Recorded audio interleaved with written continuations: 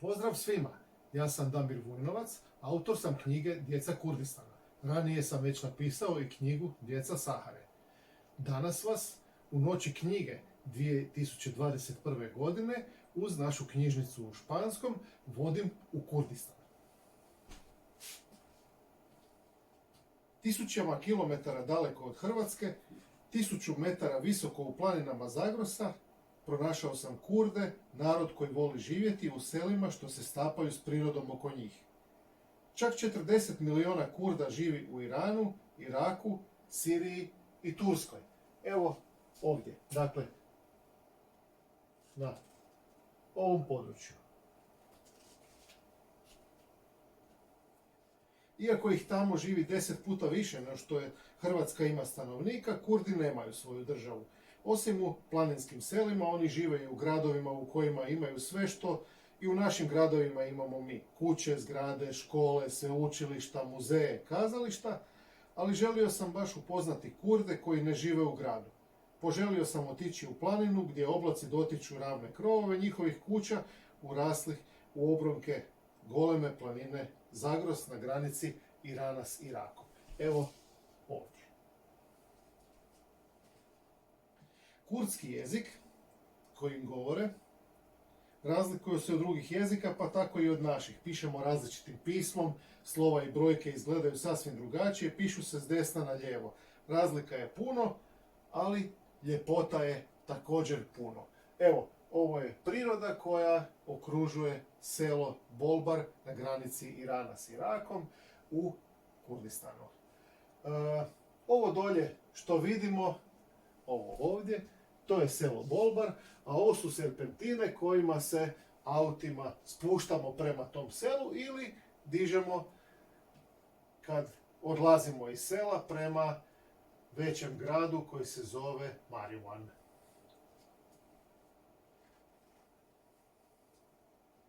Evo ovako se spuštamo prema Bolbaru.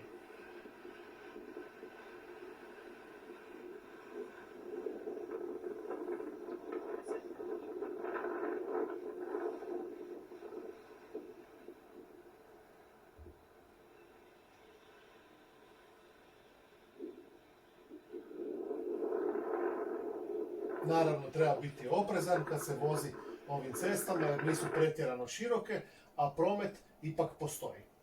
Evo, kad se spustimo dolje, došli smo u selo Bolbar. U njemu se izgrađene kuće u tradicionalnom kurdskom stilu, dakle na padini planine, grade se kuće četvrtastog oblika koje se nalaze jedna iznad druge. Rekli bismo da krov nečije kuće ovaj gornji susjed koristi kao svoju terasu. U nekim slučajevima je tako, u nekima nije, u nekima se na krovu nalazi samo rezervoar s vodom koju ljudi u toj kući koriste.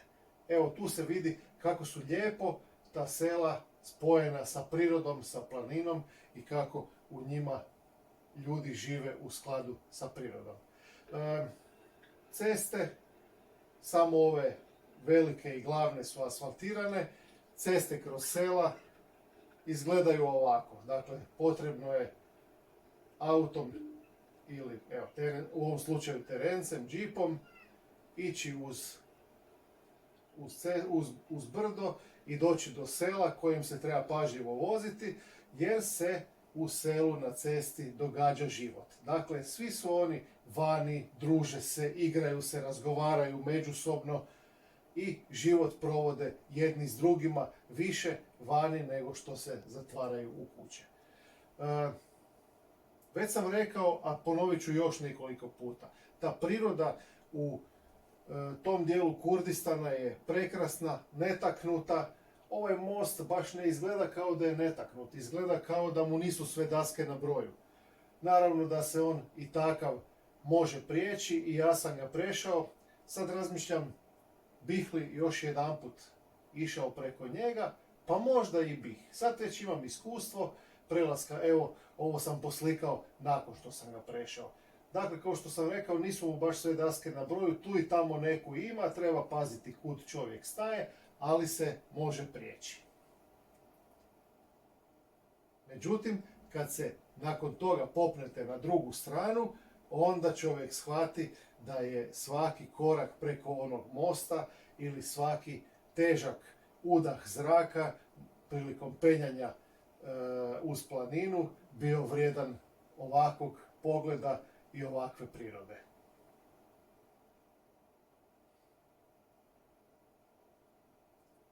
Naravno, i u Kurdistanu postoje djeca, u Kurdistanu postoje ljudi, postoje škole.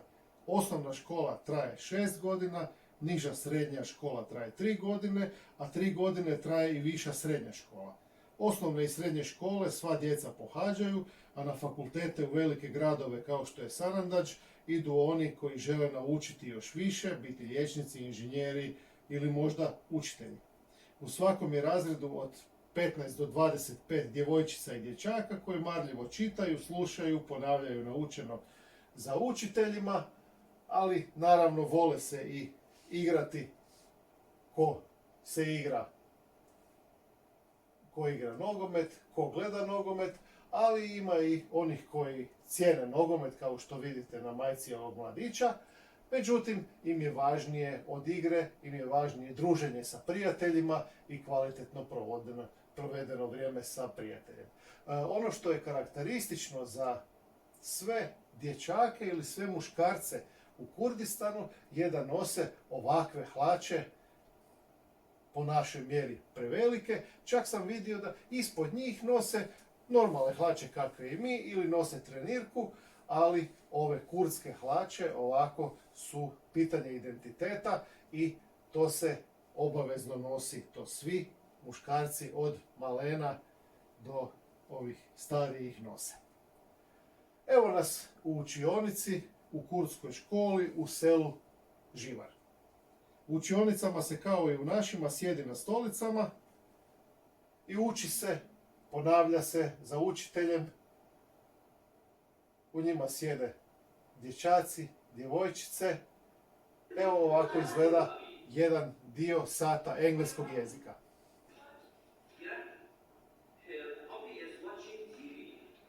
Upravo uče o riječi hobi.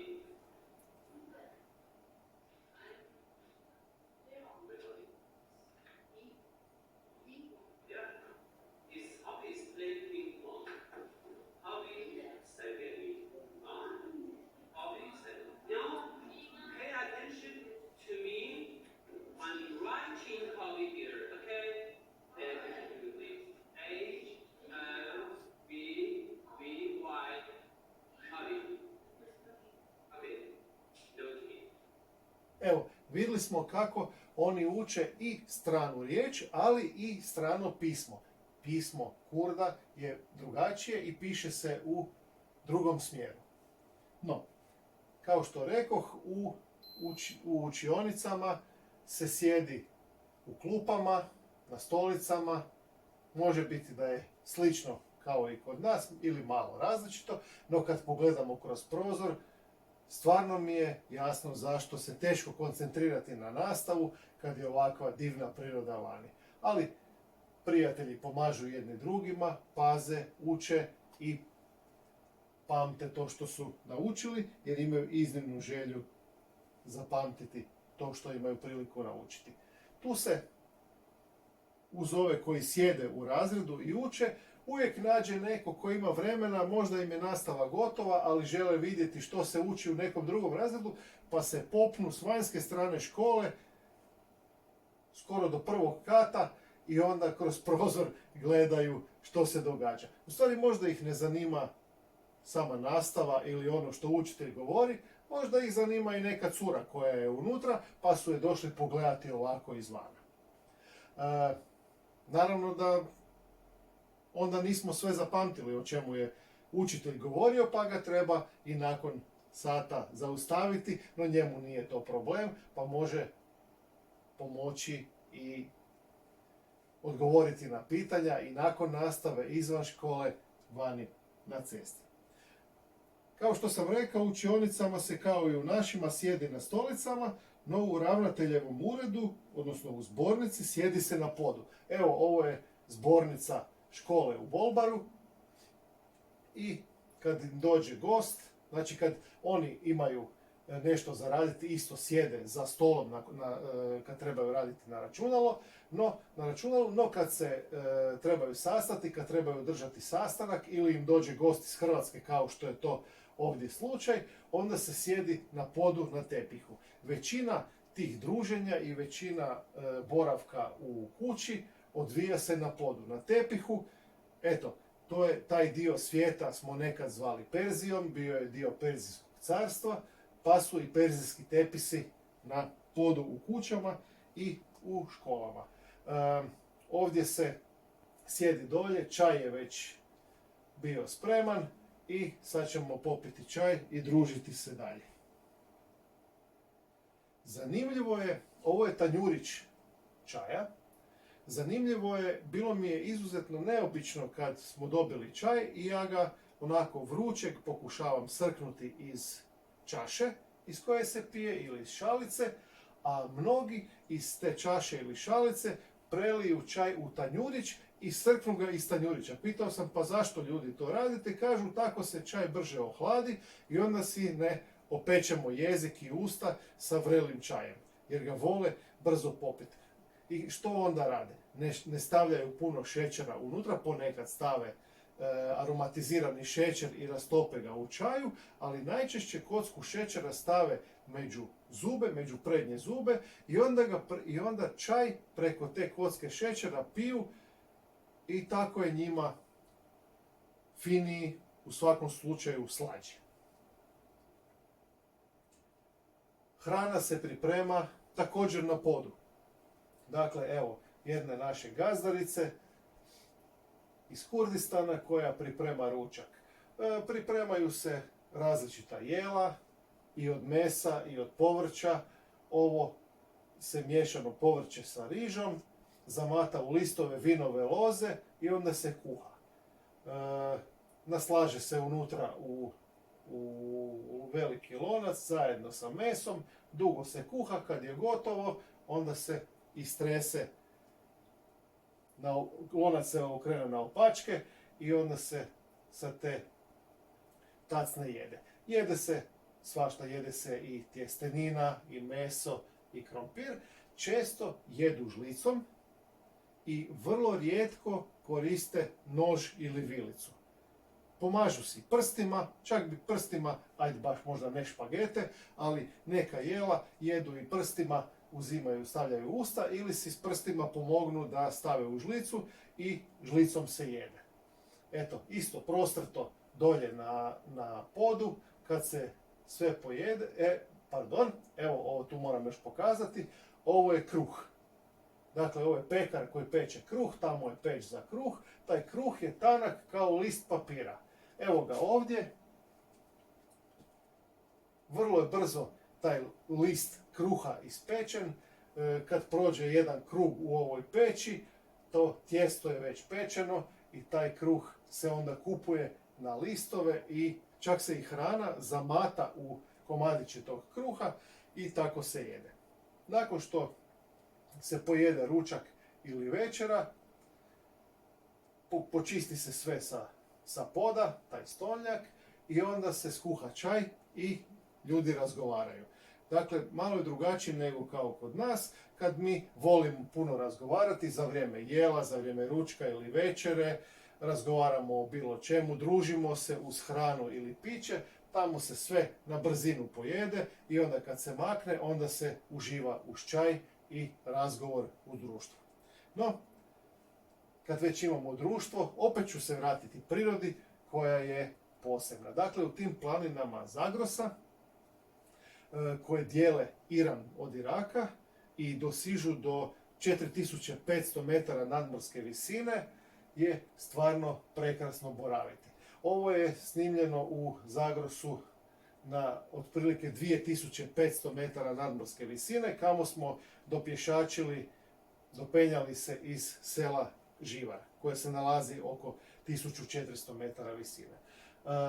Preko planine ljudi svaki dan idu. Dakle, neki idu preko u selo koje se nalazi s druge strane planine, posjetiti rodbinu, rođake, roditelje, odnijeti im nešto ili otići po nešto čega u njihovom selu nema, a sa druge strane planine ima.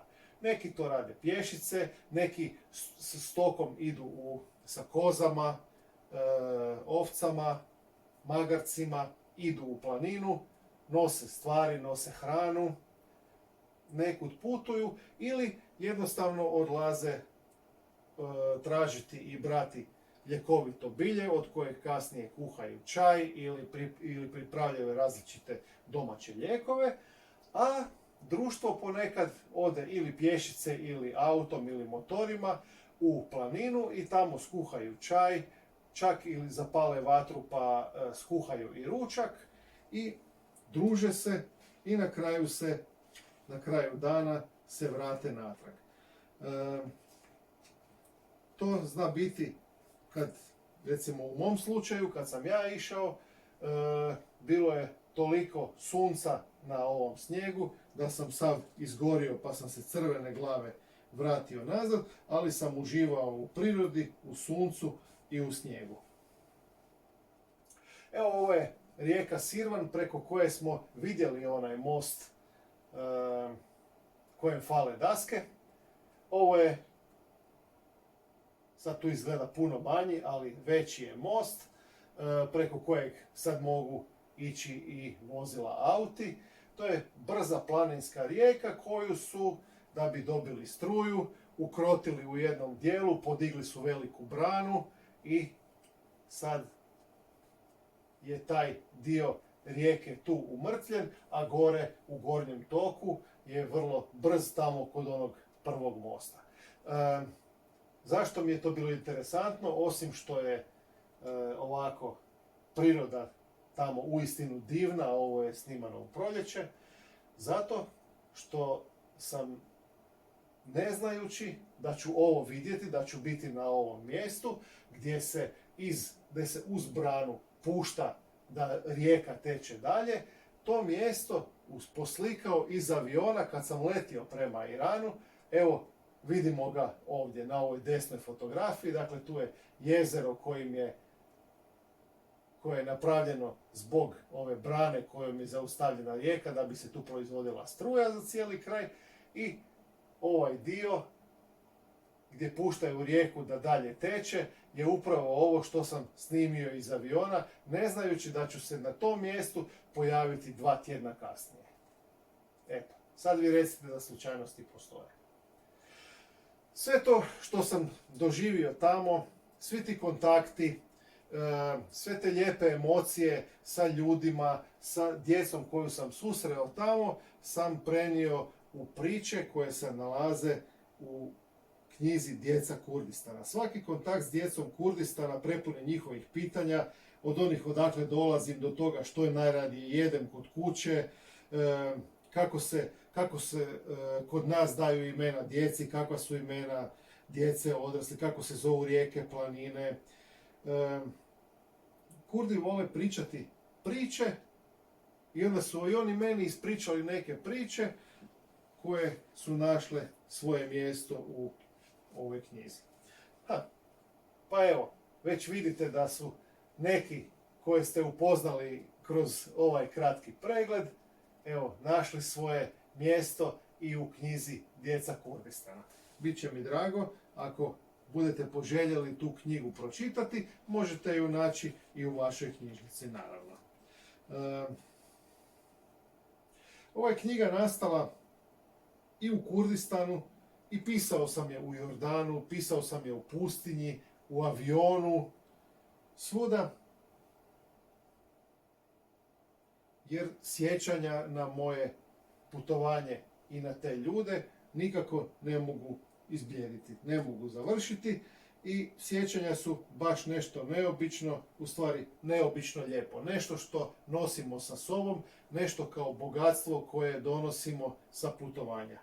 One čine da zaboravimo loše, da pamtimo dobro i da u sebi ponesemo pokoju pouku koja će nas dalje pratiti u životu. Možda se i vi jednog dana odvažite poći u taj prekrasan i nama manje poznat i manje razumljiv dio svijeta, u čarobnu zemlju gdje žive Kurdi. Ja vam predlažem i pozivam vas da otvorite svoje srce i slobodno krenete na put, bilo to mislima, maštom ili cipelama lutalicama.